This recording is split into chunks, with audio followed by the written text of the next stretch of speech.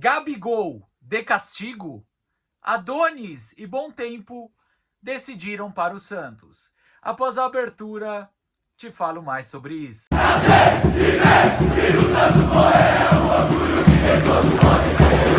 Fala, nação santista, como é que vocês estão? O Santos estressou vocês hoje? Hoje não. Olha só, acho que eu tô pensando em mudar o bordão. Brincadeira, não vou me empolgar.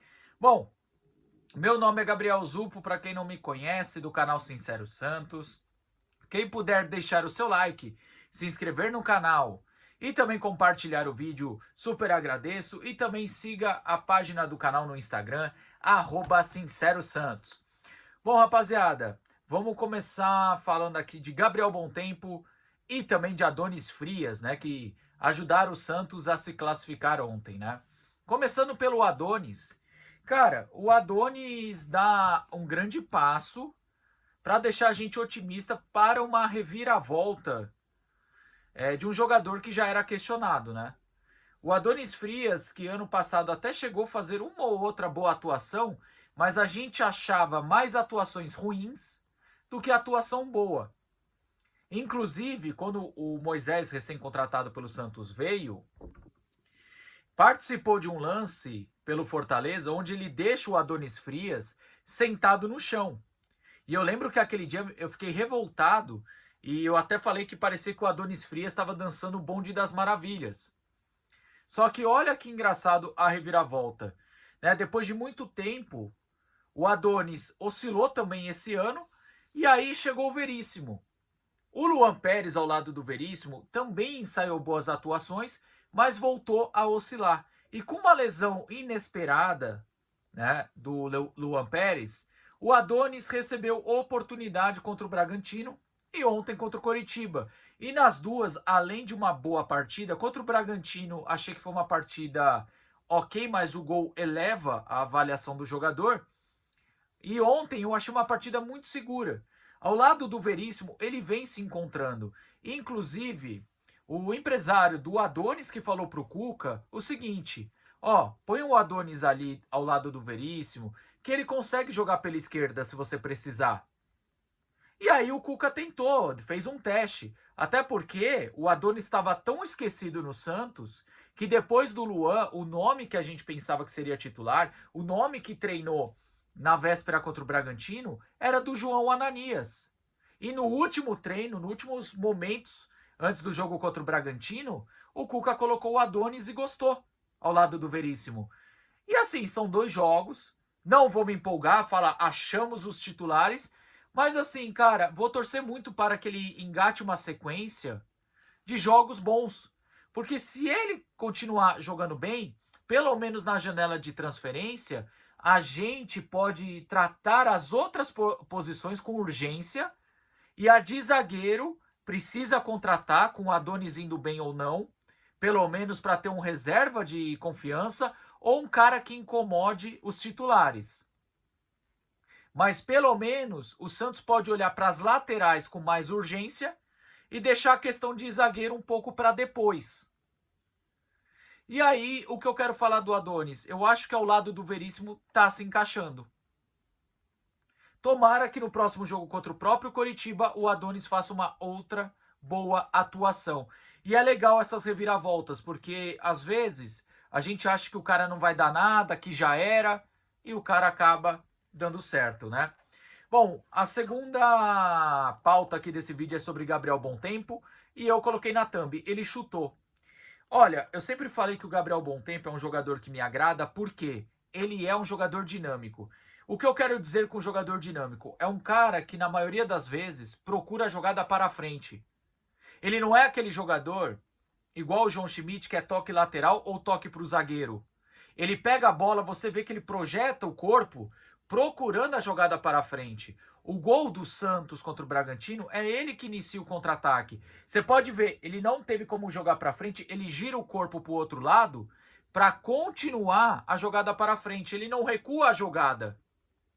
Sabe? Ele não retorna a jogada. Ele não mata o próprio contra-ataque.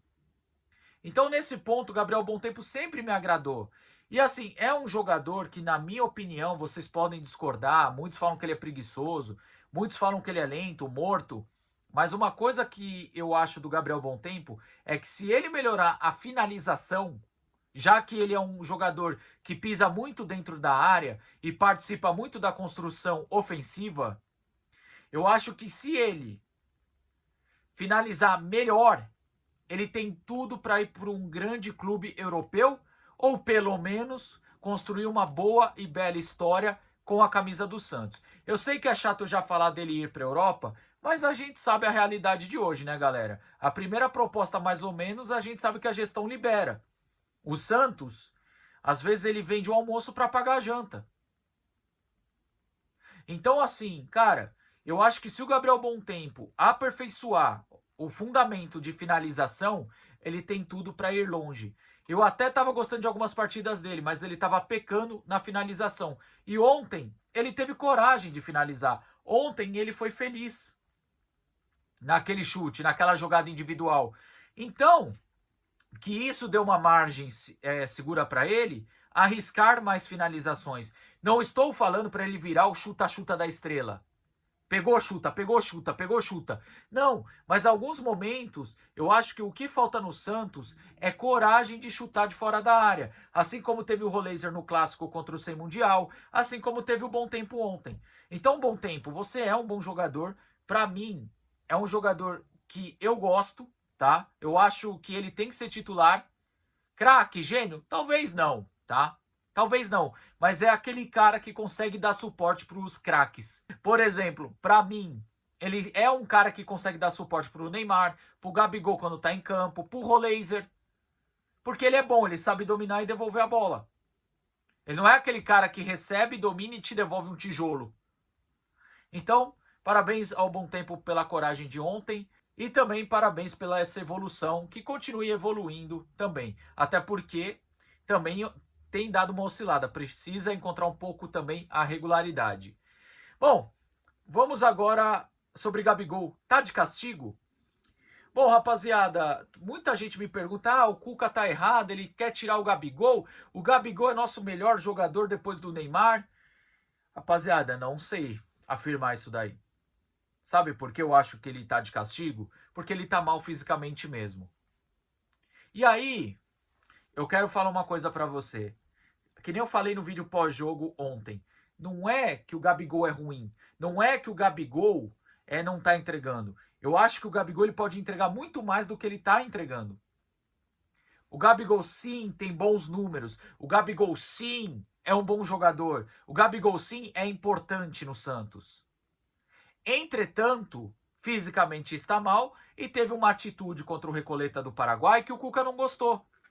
Só que aí vem a diferença de Cuca, Kleber Xavier e Vojvoda. Talvez o Vojvoda e o Kleber, que não treinou o Gabigol, seriam jantados pelo Gabigol. O Cuca, com o respaldo da diretoria, o Cuca não tem essa, irmão. O Cuca não tem essa. O Cuca é o cara que tem coragem de tirar o Neymar, que estava mal no jogo. O Cuca é o cara que consegue pelo menos cobrar dos veteranos, sabe falar com os veteranos. E aí, o que eu posso falar dessa questão do Cuca e Gabigol? Ele tá colocando o Gabriel de castigo? Sim.